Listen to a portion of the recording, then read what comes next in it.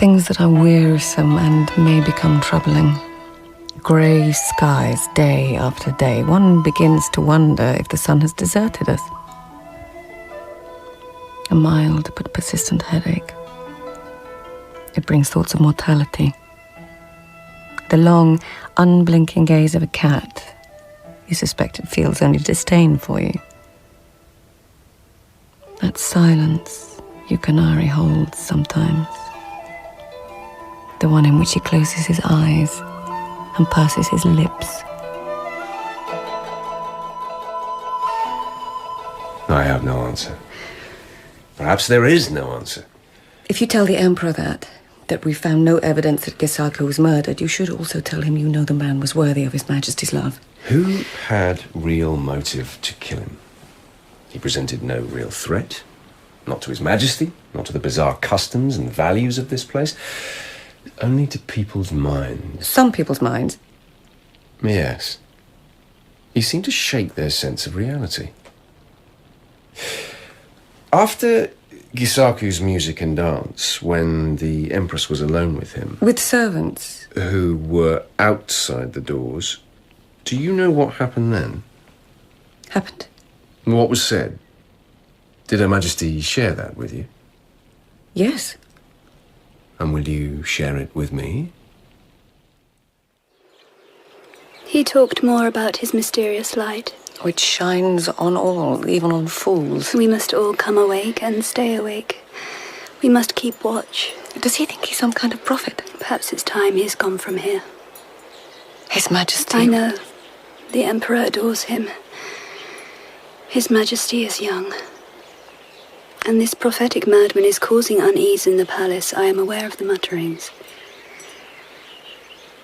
The Emperor will be away from the palace for a few days soon. Perhaps in that time Gisaku can be persuaded. You doubt it? With money, perhaps. A great deal of it. Sometimes I wish I could spend time away from the palace. Not like His Highness on imperial duty, but as you do on occasion, among old friends. Shonagon. The man looked at me. Your Majesty. I can only call it a stare. How dare he? Somehow I could not be offended. That is all? Her Majesty asked me to speak to Gisaku. To let him know it was time he was gone? Yes. He made a game of it. A game? He suggested our talk should take the form of 2 lists. The rapid depletion of wine and sake. The inexhaustible nature of a palace's refreshment.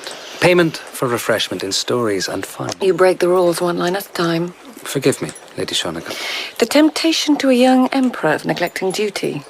Moderate respite from duty. Heightened performance of duty. That is one line, I think, one thought. Money available for a journey. A free man travelling free. Or happy where he is. An empress disturbed by an insolent look. Now you break the rules, my lady. The lines must be true. You are smiling. As Her Majesty said, the mere sight of Gisaku could bring a smile. I think that's the first time I've seen you smile since I arrived here. Maybe you and he were alike in some ways. Don't be absurd. Both strong-willed, subtle, sardonic. There's a word. From a mere policeman. That is unfair. Your conversation with the Empress. Back to that. Yes, where did it take place? In a garden. Will you take me there? No, why? I think it's about to rain again. Please, Shonagon. It will rain. This is a new gown, my best shoes. Were there other ladies with you and Her Majesty, or servants? Servants are never far away from the Empress. How far away were these servants? It was a very private conversation, was it not? And so is this. Tell me what the Empress said to you. I have told you. You also told me you saw Gisaku pass out through drink. So he did. Which lent credence to the theory that that's how he died. Stumbled, fell, drowned. Accident.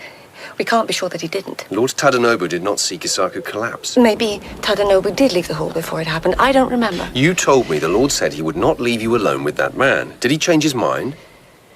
Shonagon, since I got back, you have not touched me once. What a thing to say. Not even a graze of the shoulder, no smile. I'm not sure you've even met my eye. Of course I have. I must have. Look at me now. Tell me what the Empress said. He talked more about his mysterious light. Which shines on all, even on fools. Head bowed, eyes closed. But I knew he could see me. All the time I knew. I don't understand, Your Majesty. Neither do I. He said, the light is here, but I am blind to it. He said I must awaken myself. He spoke to you in such a way. I want him gone from here. So does Lord Tadanobu and other lords. But any nobleman who tries to force him out will earn His Majesty's displeasure. I am convinced the man can be neither persuaded nor bribed to go. He must be taken from here. But as you said, Your Majesty, if any of the Empress It must be someone from outside the palace. Sometimes I envy you, Shonagon. You are free to leave this place. Spend time with friends outside, even bring them here on occasion. Do you understand, my Shonagon? Your Majesty. The Emperor will be away from the palace for a few days soon. I have arranged it so. If he comes back to find that Gisaku has simply disappeared, I think he will accept it with a smile. Gisaku has gone off on another adventure. You must try to understand your Empress. The more I understand, the more I love. Gisaku finally did look at me. He raised his head, and he stared. He dared do that? And I met his look. Do you understand that? No. Neither do I. Your Majesty, this is insane, perhaps. Dangerous, yes. The Empress of the Sun and a prophetic madman gazing at each other. I think of the moment I first saw him descending from a cedar tree like some alien bird. Even then was... You see how we are afflicted by this creature. Can you rid us of this poison, Shonagon? For Your Majesty, I would give my life. Oh, don't do that. I refuse to contemplate life without my Shonagon. If the Emperor knew how Gisaku looked at you, how he spoke to you... He might send him away, perhaps. But I fear His Majesty might have him destroyed. I do fear that. The garden with the pool where he was found. The high trees I noted, both sides of the wall. That's how your friends came in. No. I left the gate unlocked for them. I had told Gisaku to meet me there. And did you meet him? No. May we go inside? Not yet. What about sentries? There were none. How that was arranged, you know, this gown is brand new, Yukinari. So your friends were to remove Gisaku from the palace? Yes. But not to kill him? No, I swear not that. They were to take him to a distant province, hold him there. Yukinari, my hair... Never mind hair and gowns and pretty little shoes. You have been lying. If I would die for my Empress, I would certainly lie for her. Even to me. What happened in the garden? I don't know. The people who were to take him were from that province. As far as I know, they've gone back there. I've heard nothing. Maybe he did run Yukinari, like you said. Maybe he was drunk and fell and... And is dead. Yukinari. Your Empress, surely, is unassailable. She might spend the rest of her life unassailable in some tiny, drafty palace in a wilderness somewhere, and without me. I am not unassailable, Yukinari. Shonagon. And yes, your duty to speak for the dead.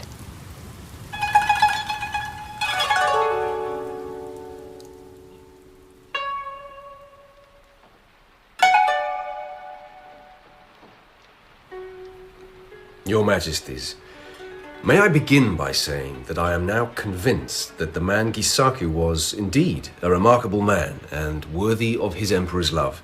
I am a good judge of remarkable men, however lunatic they may be in little ways. Do you know how he died, Lieutenant? I regret to say that Lady Shonagon and I have failed to establish that with any certainty. This answer does not please us, Yukinari. It is a most disappointing answer, You are of the opinion, then, that it might have been an accident? But such a nimble man, my highness, clear-headed even when drunk, nimble as a monkey. It is a mystery, my highness. I brought Yukinari here to solve the mystery. Disappointing, Lieutenant. Have you anything to say, Shonagon? Lieutenant Yukinari's investigation has been diligent and thorough, Your Majesty. But with no body to examine, and the scene of Gisaku's death so washed with rain... Yes, I can't help but wish I had been there. I can't help but wish you had not, my highness, suggested that pilgrimage. I'm sure I would have kept the body until Yukinari had been brought here. If I may, Your Majesties, I do have something more to say. Speak. I would suggest that the pool where Gisaku was found be filled in. What a strange idea. Fill in the pool and make it secure. I have heard of certain water spirits. They may rise up out of any water, lakes or rivers or pools. Aha! They have been known, so I'm told, to steal men and women. It's true.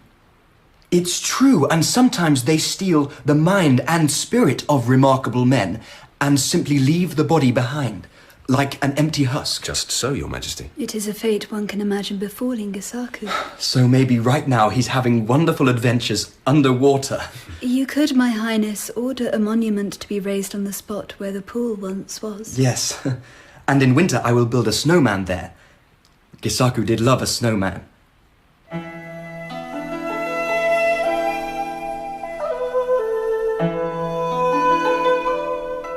Things a lady can see and hear looking out from a high palace wall. See, the sky still low and grey.